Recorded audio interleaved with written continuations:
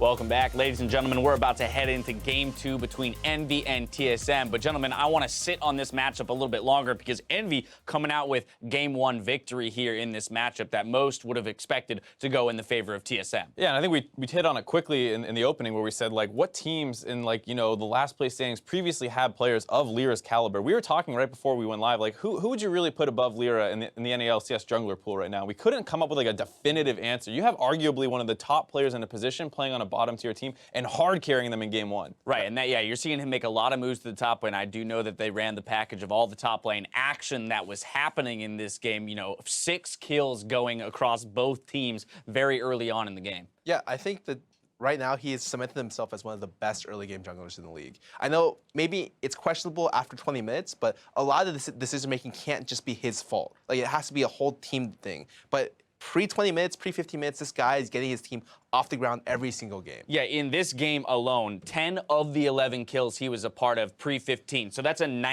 basically 91% kill participation. His season average is at 75% pre-15. So there's all of the action and early game advantages that Envy is establishing are mostly coming from Lyra. And I don't want to point out, I want to point out that it's not like he is ahead or even when he's doing this. He failed the first game so ridiculously hard. It was awful. Right, they tried to tower dive a full health Camille with no hard CC. He flashes any ability, he guarantees a kill, or they have to leave. Right. What happens? He gets a stun and they die. And even right after that, he's still able to recover by himself and force plays and win the game for his team. Yeah, I mean, well, the crazy part too was that Bjergsen had that roam right after as well. So the Rumble was like basically shut down. They get into that skirmish in the top side. He's like already sitting in the brush, and then Hanser comes in. Like every play he had that Sven tried to make was like hard countered by Lyra in the early game. You saw Sven just fall further and further behind. Right, yeah. Being able to get ahead is one thing. Being able to recover when you get set behind is another entirely on its own. But this Envy squad here gets 1 victory over TSM. I think the big key is about consistency, though, right? Can they close out the series? They're going to have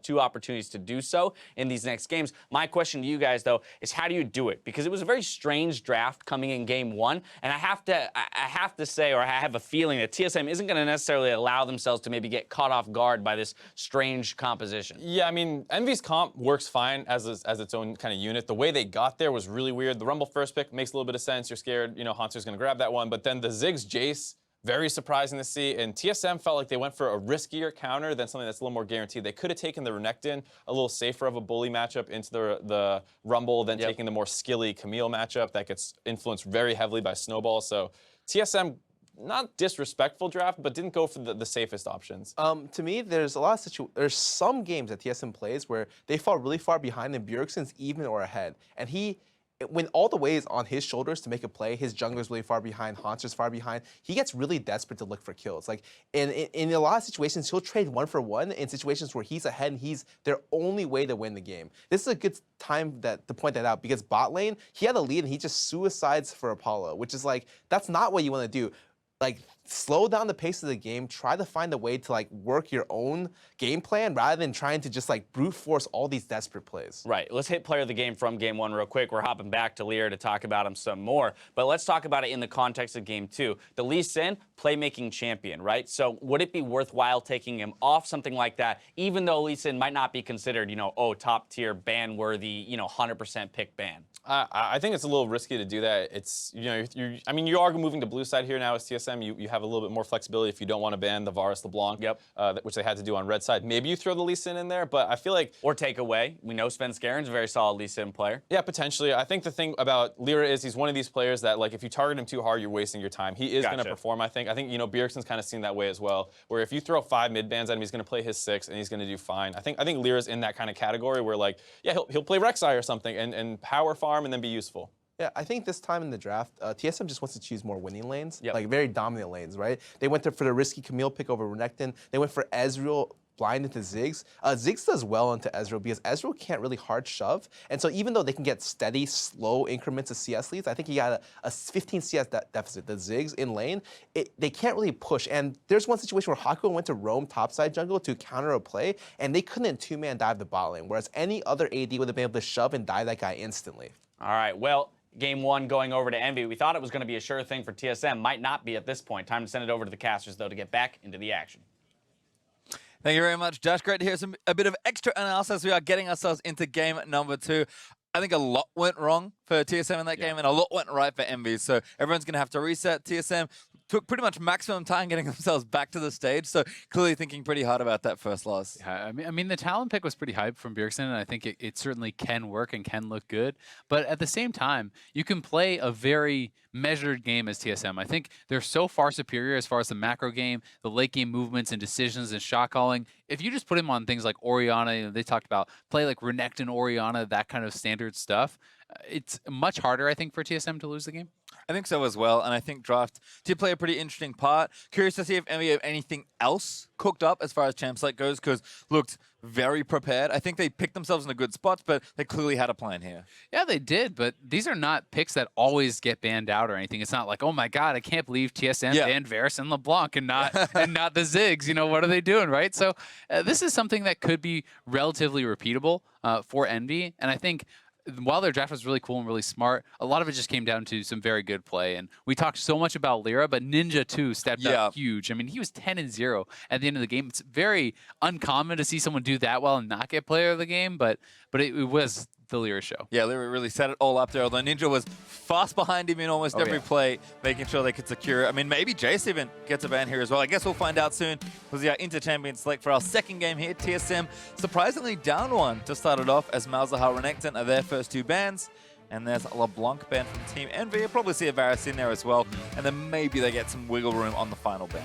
I really just feel like for TSM, it's about mentally refocusing, resetting, forgetting about the first game and going into the second one, you know, with clear minds. Because even if you're playing back the same game with the same drafts, people are going to favor TSM 9 out of 10 times. Yep. Well, it looks like TSM do have one more ban to get through. The expected Varus did come out for Envy. And there's a Shen ban, so again, a top laner that dropped through because of how badly Envy wanted to play Rumble. We'll see if maybe Shen shows himself instead, as there's Rengar as the final one from Envy. So Envy were very quick to lock in their first pick in game number 1. TSM taking a little bit more time, and there's quite a bit to think about here. I mean, Graves jumps out. There's the obvious choice, but lots of first pickable champions available. Yeah, Graves is certainly very high priority, but I mean, we just saw Rumble get first pick last time. Camille is open, so Haunts are going to go right back to that. The early game started very well, and he's had some really good games on Camille. But that said, I mean, TSM are showing some confidence. They're not actually banning out what they just lost to. And Envy has the ability to opt into these similar matchups once again. They could go Rumble Jace right here and kind of just start it off. Might be time to run it back. I mean, I think Rumble Jace is insanely strong. Instead, they'll take Rumble Lee Sin. Okay. So a bit of a difference here. Huge priority on getting Lyra a comfort champion, but given how well he performed in game 1, I can't really blame the team. Well, I agree, but at the same time, it's kind of funny to see Lee Sin pick this early over something like Graves and so on and so forth. Graves, Elise. I don't really see Svenskeren picking it away from Lyra, so I do think that they could have left it till at least the last pick in the first round and grabbed up something else that may have been more contested. But that said, TSM isn't necessarily going to be even going for the same picks. No, they got Rise actually, so a pretty big change already as Bjergsen going to blind pick his mid laner. TSM, see what they do with this next pick. I think Karma's really good, so I'll take Karma away. Biopress had a decent looking game there. And Karma's just so solid, Should fit almost any comp, yeah. Exactly, and that's the biggest thing is you can pick it blind. It's always good. There's no like, oh god, it's Karma into X. It's good in every matchup. It's always useful. So that's such a high baseline performance. Yeah, Karma just one of those solid champions. As Envy, I'm kind of curious to see if they take the Jace here, because I don't think they're getting it if they don't take it away here. Instead, they're actually going to get Ezreal for Apollo. So banning that one away, I guess given the way they drafted, it's unlikely that we're going to get Ziggs and Jace, so thinking they're going to try something else. And they can target Turtle fairly heavily in the draft which they're doing now. Exactly, because they had already banned out the Varus, so you can take away the Sivir, you can take away either, if you're more worried about the Ashe or the Jhin, you can take away that. So Jhin is still available with 380 carry bans. I don't feel like Turtle is really sweating here, but if there was 180 carry to play into Rumble and Lee Sin out of the meta ones, it's pretty scary to play Jhin, I think. Certainly think so. We'll see what TSM's last ban is, though. They banned Lulu again, so taking that away from Hakuho. Another thing they could even do, if Turtle is concerned about the options that Rumble and Lee Sin have as far as diving you and taking you out, he could even go Caitlyn, right? It is a safer pick. Well, Jace is the final ban for TSM, which I think is pretty necessary, given Ninja's strong performance on it. and also, again, pairs well with kind of what Envy wants to do, but also the picks they've already made. So Envy, though, going to mix it up. Nami for Hakuho, so very different from the aggressive supports he usually likes to play. I think Nami Ezreal is a fantastic bot lane, though. Really does work so well into these lanes. You can poke people out so heavily. It kind of emphasizes the strengths of Ezreal because both of them poke very well. And TSM could do this. I mean, Turtle has not played a lot of Ziggs. No one really has in the LCS this season, even when it was super hype at first. So he may just run it right back at them. Scar was just talking on the desk about how Ziggs is so good into Ezreal. So now Turtle's going to get his chance to play the other side of the matchup. Yep, Ziggs there and Graves over for TSM to finish out their draft. And kind of unlike Envy, who opted for a better skirmishing, maybe team fight pick, they kind of wanted a tank from their bottom lane. There isn't like a melee support that's going to run into a bunch of problems here, as Orianna is the final pick there for Envy. Ninja going to take that one versus Bjergsen's Rise. And it's another thing to point out is this is Karma with the Ziggs, not a bomb, right? So this is an even better lane. So if it is an 80 carry matchup advantage, then you're looking at an even better support to be paired with that. While it would give Nami the edge over Karma for that sort of laning, Ziggs obviously very, very strong. And the fact that TSM can draft Graves as their 5th pick is pretty nice for them too, because that is considered like a first pick worthy jungler. Yeah, I think so as well. Instead, maybe reading Envy's tendencies a bit in the draft, but it works out for them. They come out of this draft with a hugely powerful comp. It's kind of a similar look in places for TSM. I think, again, Hansa, Svenskar, and Bjergsen are going to be where we look to, but Total and Bifrost could certainly make pressure, and if TSM find a lead, we know that Ziggs is capable of continuing to siege and snowballing things. I think Envy on the other side, they've slowed things down a decent amount, have a bit more team fight built into this comp. Not as much early game, but look, if Lyric can work his magic again, Envy should have a pretty good platform to once again snowball a game and come out with a 2-0 here versus TSM. I mean, you would think so. I think both the drafts are pretty standard. I don't like Envy's draft as much this time as last time. I think that picking the Lee Sin early is kind of giving up too much for too little of a gain. When you're giving away Graves as the last pick, do you really need to pick the Lee Sin this early? Can you not have gotten something that would have maybe been even more powerful, like the Jace in the mid lane? Not that Orianna is any slouch, but I feel like they had such success with their composition last time. They could have maybe set themselves up a little bit better in the draft this time around. Well, we'll see what adjustments these two teams make, because we are going to get ourselves onto Summoner's Rift for game number 2. TSM down 1 as Envy came out swinging in the first game.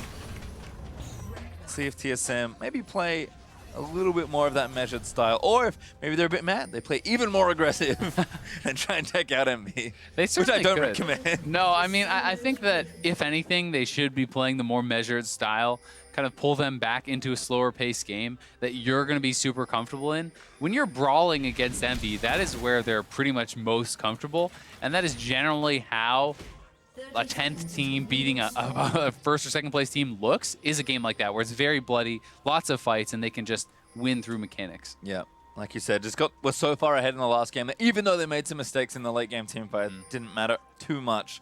Looks like Total, though, is guarding the Raptor pit, but Envy should be able to get a ward in there if they have their heart set on it. Gonna group everybody up and really committing for this vision. TSM already had their early walk-up, managing to get the vision down. Envy got a defensive ward, but it looks like they won't be able to get that pretty standard, but also pretty crucial early game ward down. And that's both times, actually, that this is the way that it played out. That blue side gets a ward on their enemy Raptors, and red side cannot actually respond to that. So pretty interesting to see it play out that way. And Svenskar looks like he actually just wants to try to take away the enemy red buff. Did see the ward that Envy put down, so they're able to walk around it very easily. Hansa gonna offer some help here as well, making sure he can leash this for Svenskar. So already a big change for TSM. Svenskar, right where he likes to start off, in the enemy jungle. Yeah, Lyra should be warned about this simply because of the way that Hunter is entering lane. Lyra should know now that they were starting on his side of the jungle and be able to go straight to his enemy's red buff if he wants to respond that way. There's obviously, you still can try to go into a more standard jungle path, but you really do have to take at least something away from the enemy or you'll fall pretty far behind.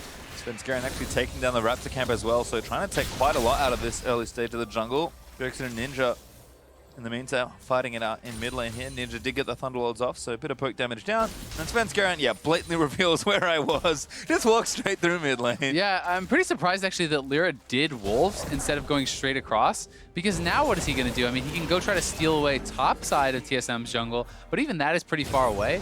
So Sven has not completed a 3 buff, but he is going to secure both of the red buffs, and now Lyra, the best he can hope for is really getting both the blues. Yep, certainly ahead as well as far as the early leveling goes. Oh, this is the kind of a nice gank. Bjergsen very far forward. Ninja going to try and get the damage down. Bjergsen flashes out. Snare onto Lyra is nice, and Bjergsen commits everything, but he gets out.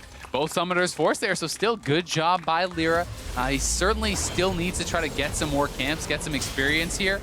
As Seraph is in a lot of trouble here. That was so nice from Haunter. Looking for a solo kill now. Seraph overheating. Good flash. Looking for the outplay, but the minion's going to take him down. Oh, that was so close for Seraph. The flash was very nice from him, but the minion damage coming in gets Haunter that first blood, and Lyra is going to get 3 buff now. And going to be set pretty far behind as Svenskeren is going to have almost all his camps to walk around and pick up, and there's really nothing there for Lyra. Just the crux that Lyra is now starting, so he's going to be awfully far behind. Yeah. Haunter and Seraph both TP back in. Again, another nice stun from Haunter. Trying to make sure that Seraph's always turned around as we'll watch this one again. And this one is a very close fight. So Seraph was level 3 as he started to go forward, and that is why he kind of opted into this fight. As he does overheat, this is a really nice flash. So close, but he needs to back off a little bit faster there. I couldn't quite do it as the cannon minion finishes him out, and that was a very close duel. And we know how snowball these damage versus damage matchups can be, so that's massive for Haunter. TSM fans have rallied after game 1. 87% out for TSM, but I'm sure Envy has picked up a number of fans, at least for their first game performance. Lyra gonna kick down the Scuttle Crab. He's going down. I mean, he's getting a little bit here, but Sven, now he's the one with the XP advantage in the jungle matchup, although it looks like top lane's at it again. Yeah, both top laners have no flash, so jungle attention is up here. Lyra looking for the Q. Ooh, dive is aggressive. Svenskeren also walking over, so don't want to overcommit here. Haunter walks the way back. He's going to play this one safe. He's got a couple charges left in that potion. Yeah. So it shouldn't be too bad as far as health goes. Unless Haunter really stepped forward and committed to a fight, that was never going to be a dive. It was essentially just resetting the wave, allowing it to crash so that Seraph is not stuck sitting up by the enemy turret. Bjergsen laying into Ninja, trying to get the Qs out in rapid fire succession. Doesn't find it, but he's got the lane pushed up and looks like he's gonna walk back over as Svenskeren, busy taking down more Raptors from Envy. Should walk past his control ward as well. Seraph actually wandered down the river to... Oh, no. There we go. Did manage to catch it there. So Seraph's early ward going to get taken down. Certainly will be. And for Lyra, you're kind of hoping that Ninja can get a pretty nice little edge from the summoners being down on Bjergsen, because that's really all he's been able to accomplish so far in the early game, where Svenskeren has kind of gotten a little bit more XP from the camps that he's taken away from his opponent. Lyra is going to be forced to kind of try to invade and get something back. Bifrost actually fighting Hakuo. He's trying and to the freeze minions, it out. yeah, freezing this one out. Turtle's going to walk back in, so he's not going to miss a minion. See if Turtle just AoE's down the wave. No, going to be patient, so time to deny some of these from Apollo, who's now going to take his time to go back. He is 10 CS ahead, but Turtle will play catch up very quickly with this wave that Bifrost lovingly left for him. If he gets any of this, yes, he will. Look. Oh, there he goes. He got one. It's all going to be fine. It's tough, man. Ziggs doesn't really have any base AT. It's going to be okay, though. Turtle keeping the wave in a good spot. He's got that early lost chapter as well, so kind of weird to see mid lane items in the bottom lane, but welcome to Ziggs. That's the early power coming out.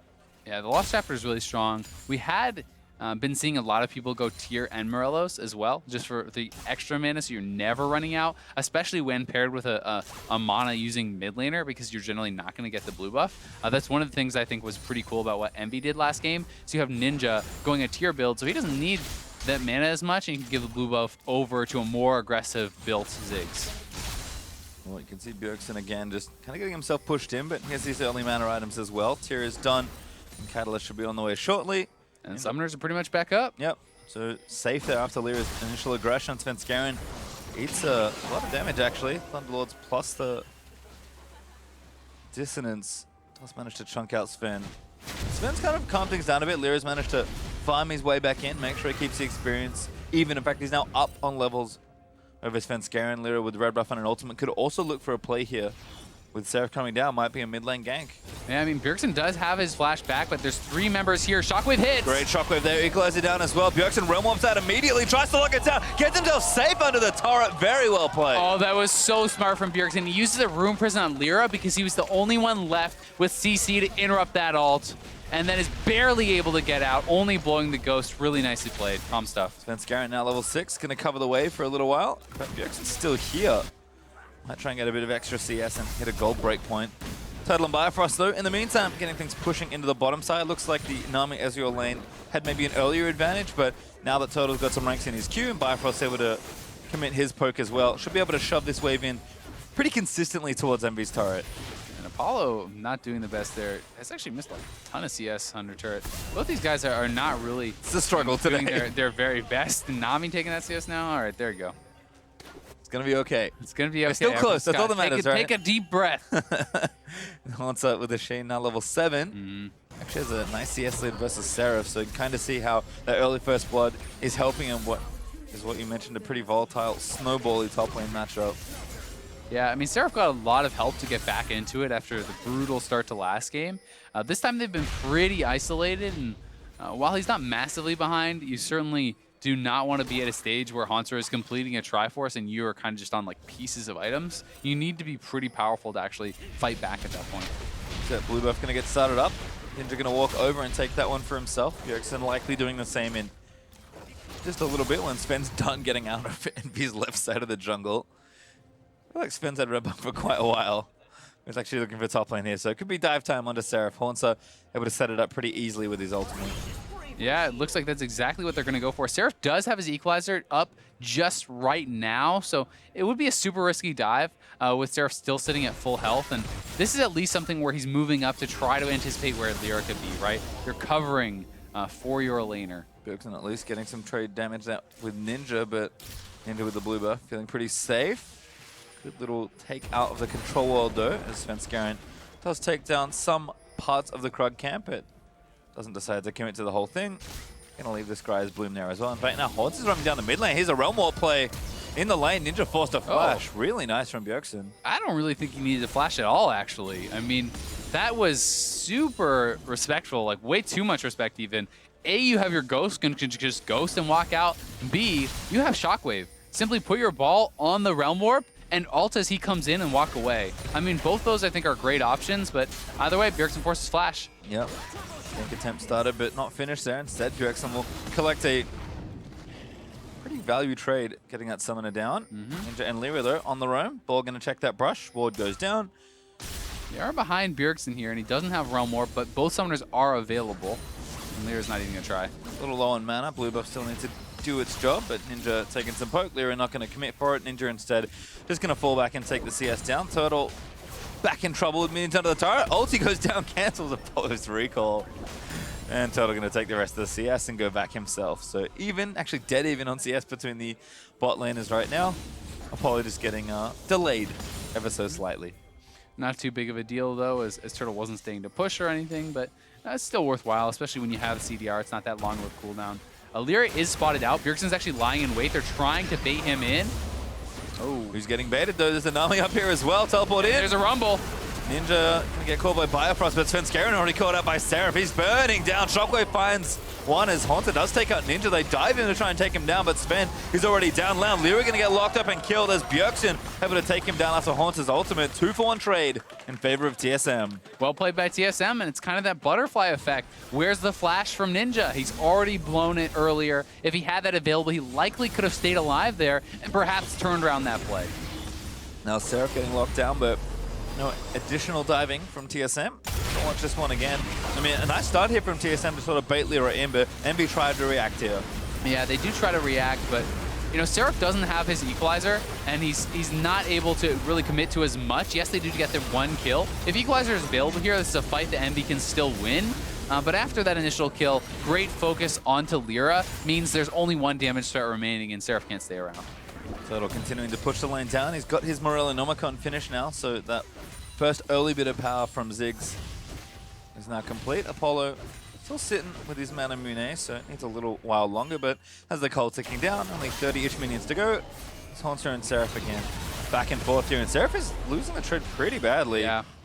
Has to commit the ultimate just to stay alive. Yeah, and that wasn't a great ultimate. I mean, the horizontal one there, you want to go for a vertical so that Haunter has to kind of retreat along that path as well, or at least stay around a little bit longer. With that ultimate down, he's pretty vulnerable to being dove. They see the red buff being taken away, but nothing he can really do about it. And now Equalizer's down, so he just has to sacrifice the entire mini wave. He has to back off, and wow, he's actually going to go for a TP play instead on bot side. Almost all of Envy are here, actually. Turtle is all alone. Trying to get a trade kill onto a bowler before it all goes in. Kick from Lyra is nice. Gonna follow it up, and Turtle just dies.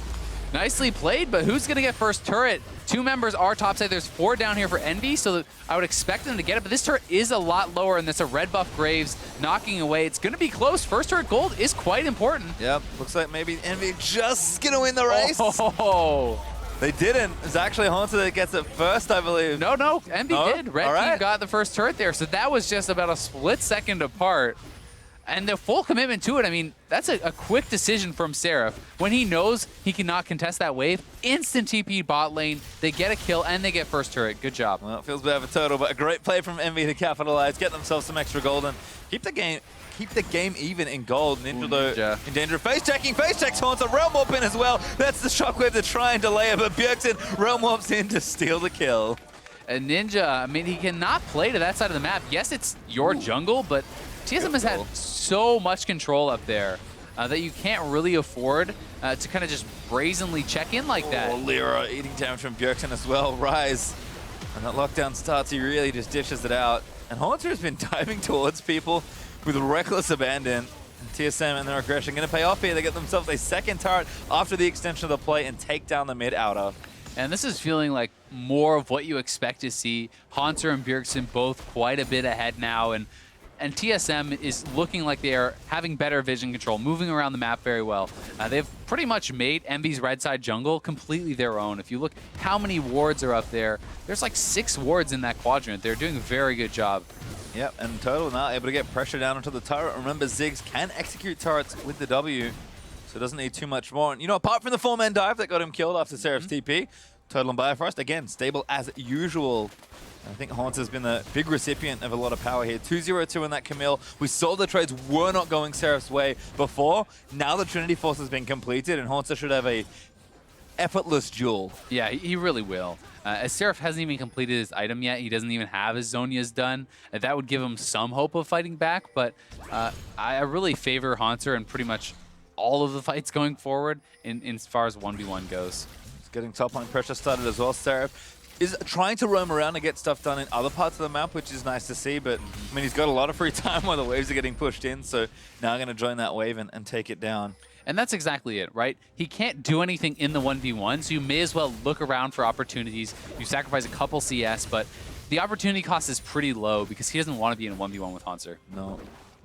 Coverage has kind of dropped from that side of the map as well for TSM, so probably look for Sven to get back in and TSM to get that deep vision back down. Looks like bottom outer turret's the only one really left for them to take, so maybe going to apply pressure there. There's also a Mountain Drake that can get out of the deal as well. So a lot of potential here for TSM on the right-hand side. And they can start this dragon up. It should be there is no problem as Lyra is topside, and he's even been pinged out, so Haunter's not really in any danger. This even means that the TSM bot lane can push up and try to force this turret here too. They're really going in multiple locations at once. Yep, nice plays here from TSM, continuing to play the map well. Bjergsen going to fade towards the right-hand side. Ninja again busy with his creep wave as the Mountain Drake goes over to TSM, and Mountain Drake to the Siege team isn't bad, or at least one of the Siege champions in Ziggs. And again, TSM, give it a minute maybe, but should have that bottom out of turret, and pretty substantial lead for themselves. Turret goes down, and 2,500 gold up now. And this is a pretty risky take here from Lyra. Can go for a bit of a smite fight, but I mean, Bjergsen is coming down, Camille is coming down. I don't know if they want this. Oh, Svenskaren committed, kicked in by Lyra. Seraph, he's going to slow him, but Haunter going to get the stun down onto both, I believe. Bjergsen leaps over the wall and does manage to take down one. Lyra will fall to Haunter, but Realm Warp for Bjergsen, going to try and get him out safely. Haunter still wants to go in, but now Envy going to turn it around. The shockwave doesn't find its target, though. Yeah, great dodge out there from Haunter. And Lyra, I mean, he wanted the fight. He wants to make something happen, but they're in such a weaker spot in the game that even with an extra member on that side of the map, Hakuo was never there in time to actually have an impact. Haunter gets low, but now going to go back to base. Oh, actually going to push out one more wave. So I guess had a potion charge to play with. And Ninja's not having any of this. It's like, if you're in the lane with that much health, something's going to go wrong. So he's going to show respect there to Hauntz's power. Now with 3 kills to the Camille. And just let Seraph catch the wave as it pushes back towards top lane. Seraph will be able to continue to collect that up. And Envy does have good late game scaling. You know, it's not like they're completely out of it. Orianna and Ezreal and Rumble are very powerful later stages of the game. Not that they have, I would say, a scaling advantage, but they're not out of it. The gold lead is not massive, but it does feel like TSM is getting more and more in their favor as far as the pace of the game, the vision. I think that's a good thing to say. I mean, this is the kind of game that TSM have been playing all season long. Yeah. And I mean, Haunter is the one in this particular game that's really been unlocked. And Bjergsen also looking good at 2-0-2. And you're starting to see, just looking down at the items, I mean, we're going to hit some pretty strong 2-item spikes in a couple of minutes. And even the Rift Herald being taken here by TSM, we rarely see this getting taken. But TSM just feel they've got so much control that they can afford to take this, even with Envy potentially contesting. And I don't think they really will go for much of a contest. Apollo's on the bot side, 5 members from TSM here. I don't think that Envy can really do anything about it. And I think it's a smart time to take it. There's really not a lot else on the map. The Dragon's already down. They weren't in position to siege tier 2s. And hey, it's something you can grab for free. And it just makes Haunter even stronger now. If he's the one that's been given all this early game advantage. Ooh, Spencer Aaron about to face check. Great scan though. Spots everyone in the brush. It's always scary because you just see silhouettes. But good reactions there from Spencer Aaron. Doesn't get himself caught. And Haunter's going to start really wailing on the turrets. He's got the Tiamat now to complement the Trinity Force. And Haunter left alone will be able to take down either champions or turrets, whichever Envy decide to send their way. So they have to manage this pressure correctly. Seraph running back up there to try to catch the wave, but he's pretty late to the party, so a fair bit of damage can go down on this turret. And honestly, Haunter can probably just dive him at this point, which is why Hakuo is up there, but TSM sending multiple members up too. Yeah, I like this play here. Now Seraph going to get locked in. Bifrost already there. Svenskeren in as well. Hakuo trying to heal him up, but Seraph stunned by the hookshot. Decent equalizer. Zonius is good. It should be taken down. Haunter now on a rampage. And Ninja's trying to get up here. Oh, nice shockwave! shockwave! Catches 2. Bubble only gets Svenskeren though. Haunter flashed out. But that's a good first kill there for Envy. Can they get a little bit more? They're going to try and chase it down. Bifrost slowed in by the Orianna W, but that's all they have. And they need to respond to Bjergsen on the bot side. He actually just realm warped the minions onto the turret there. If you saw on the minimap, he jerked forward. That's what that was. And he's trying to get more pressure down. Should be a tier 2 turret going the way of TSM. So despite the kill, they get 2 turrets and trade 1 back. Really good play across the map there for TSM. Again, kind of playing more how we'd expect. Now 5,000 gold up. I mean, Ninja and Haunter are going to do a battle, but Ninja's going to lose handily. And Haunter is unstoppable. Yeah, not even close. Haunter just feels like he is in a prime position to take this game over completely. He even has so much gold in the bank. This is a guy running around with 2,500 gold in his pocket, just smashing people, and you'll watch how fast Ninja can go down. This is Haunter opting into a fight at about 20% HP, because Ninja's low on mana, doesn't have the shockwave, and no chance for him to fight back. I think when they picked Camille in game 1, this was the sort of game that TSM were envisioning for Haunter. So it's nice to see them trust in their top laner's ability, run the pick back, and just have it get set up a little bit better. Sure, Seraph overcommitted to an all-in there at level 3 and got himself killed, but Haunter has played the game very well since there, and TSM just playing much more control, understanding where they're strong, and Haunter's really able to shine in this sort of game. Envy playing reactively is not their strong suit, but unfortunately for them, that's where they're forced into at this stage. It really is, and you know, you can't fault Haunter for Seraph's mistake in the all-in. A lot of League of Legends, even at the professional level, is simply capitalizing on your opponent's mistakes. And Haunter was able to do that very well, even feeling confident enough to go Ravenous Hydra as opposed to the Titanic. So this is even more of a split pushy build. You have very good wave clear, you lifesteal back up, and he is going to be an extremely powerful duelist. He's already causing far too many problems for Envy. It's TSM to wade their way through this right-hand side. Bifrost scanning through, getting the vision down. And 5 turrets to 1 currently. TSM just have that mid-tier 2 as kind of the next obvious point of attack. So Bifrost is setting the scene, getting those vision down. And look at Turtle, in with a Lich Bane right on time. Yep, grabs the Lich Bane right up to the turret. That one is gone. And Satchel not even needed as Triforce plus Lich Bane, you're going to crush those turrets. I think he just committed the ducky for just a bit of fun. Style points. Sure.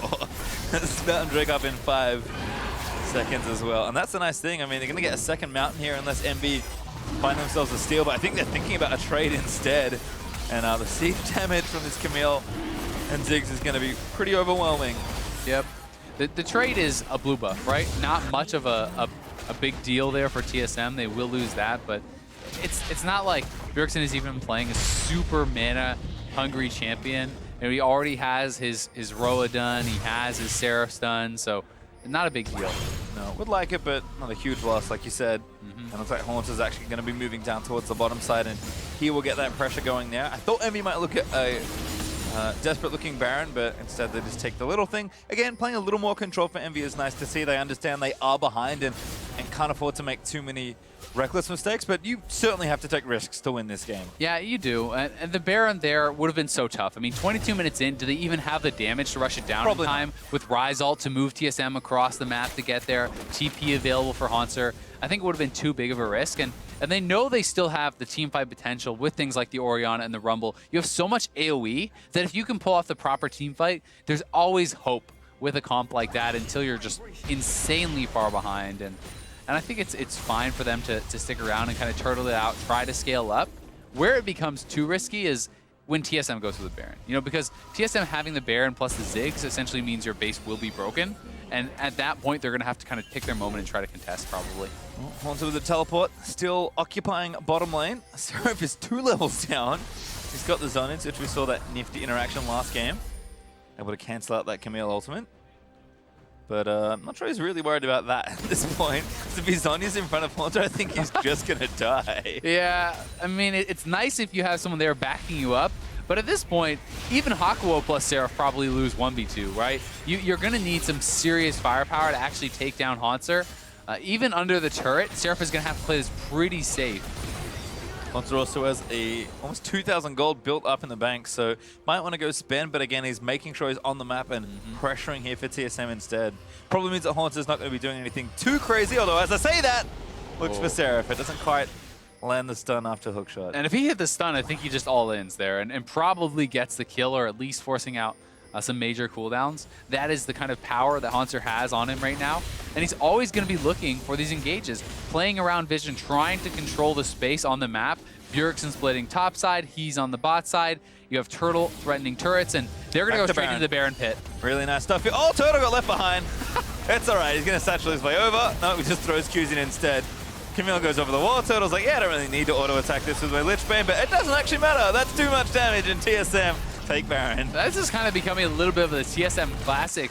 Bjergsen loves using the Rise ultimate to move them into this Baron pit. Once they get control of Envy's jungle, it's so hard to react to that play because the Baron goes down so quickly. And TSM are making this game look very good, especially with the double Mountain Dragon cashing in on that. Yep, once it goes back, spends his money. Now has the makings of a Randu and Zoman, but everyone is powering up on TSM. Total is moving in towards that death cap, so you can kind of think of this in a lot of ways, like maybe Infinity Edge for 80 carries, this big damage item that you want from your bot laner. Obviously, Ziggs is an AP champion, but Total's got a very similar looking track as far as his build goes. His auto attacks look better with the Lich Bane, has the early power item for the Morello, and now it's just going to be big ultis everywhere.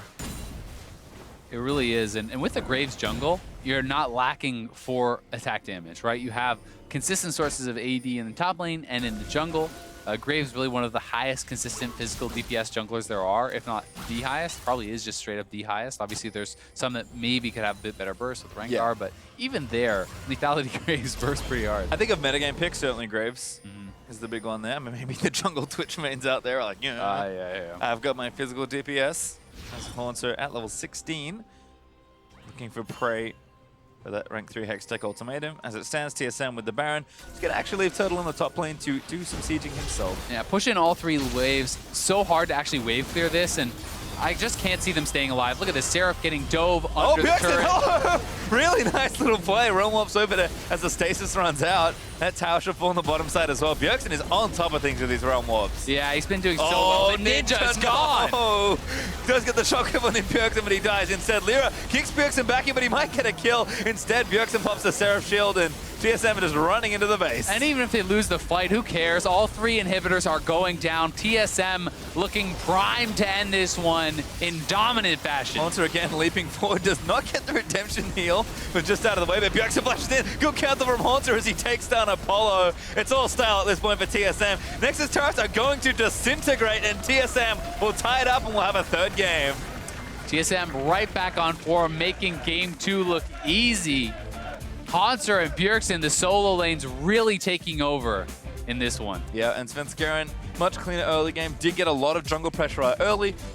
Just delayed Lyra a lot. I think did take an extra buff in the early game, so that somewhat risky level 1 did pay off for them well. Lyra couldn't read the path, Svenskeren got ahead, and then from there, the solo lane just kind of took over as expected. Bjergsen could be everywhere with the Realm Warp. That early 1v1 from Haunter managed to get him a lead, and it was just business there from as usual. I mean, even the stable bottom lane did exactly what it needed to. Just push the waves in, and Turtle was around when he needed to siege some turrets. Yeah, I mean, Turtle didn't really have to do much in this one. He's 0-1-1, but they win in dominant fashion. He played his role, and sometimes the key skill to have is just knowing how to get carried. Yeah, you don't have to do more. You don't have to be the superstar of a game. I agree. I've been learning this actually as my solo queue adventures increase. So sometimes getting carried is very important. And TSM, a much cleaner game. The type of performance we expect from Haunter there on the Camille. I mean, he was just consistently making play after play. Yeah, he really was. And I think one of the coolest things about Bjergsen is his use of the Realm Warp. And I think better than almost anyone else in the league. He uses it so well for the macro plays, getting kills for dives, even just from moving from lane to lane. He had a cute little play that was off screen where he realm warps the minions onto the tier 2 turret so he can take that down. He's just consistently finding good little uses for it, and I think that is really one of the marks of a great player, is making the most of every little aspect of your kit. I think also a great Ryze player, because I mean, I played Ryze. Let me tell you, I do not do nearly as much damage or have as much effective control on the map. I mean, Ryze is a difficult champion to play just if you're trying to output maximum damage. Using also like the intangible elements of his kit is also very difficult. Yeah, most of my Ryze ults are pretty much spent trying to troll my friends, trying to get them to step in and then I step out. Mine is when I get ganked and I try and get away, but I'm not Bjergsen, so I die instead to the Lee Sin instead of getting away. It's okay. The thought was there. Thank you. I do try. Yeah. I mean, again, Sven also acquired a game for him, but I mean, he did less feeding, which was kind of what he needed to do, which is also, like, honestly, his job in this spot, right? He was able to be in the enemy jungle, consistently pressure the lanes, apply pressure in lanes where he needed to, and just kind of let TSM do their thing. And I think a lot of what Sven did this game, while it's not flashy, it allows the solo lanes to do so well, and that is tracking the enemy jungler, getting vision, pressuring, and taking away enemy camps. The fact that he's always in his opponent's jungle, warding it up, stealing the camps away, means Haunter and Bjergsen essentially almost always knew where Lyra was or where he could be based on what is available on the map. That allows them to dominate. That allows them to play aggressive and opt into these fights. So while it is overlooked sometimes, it's still very important. Well, it certainly is, but the series is going to go to Game 3. Meet us back here in a few minutes to see if TSM or Team Envy walk away with the win. You're like Alki, dude. Oh, Yeah. no, I don't want to You're be. legit I don't want to Alki. be Alki. Oh my god, I'm actually cringing so hard. How can you not know who Save me from Alki? Save me from my weeb teammates. Seraph is in a lot of trouble here. That was Seraph so is dead. nice from Haunter. Looking for a solo kill now. Seraph overheating his flash. good flash. Looking for the outplay, but the minion's going to take him down. Turtle is all alone. Trying to get a trade kill onto a bowler before it all goes in. Kick from Lyra is nice. Going to follow it up, and Turtle just dies. We're pressuring top. Once I leave top, I'm gonna get. Look at this. Care about. No one's top. No one's top. No one's top.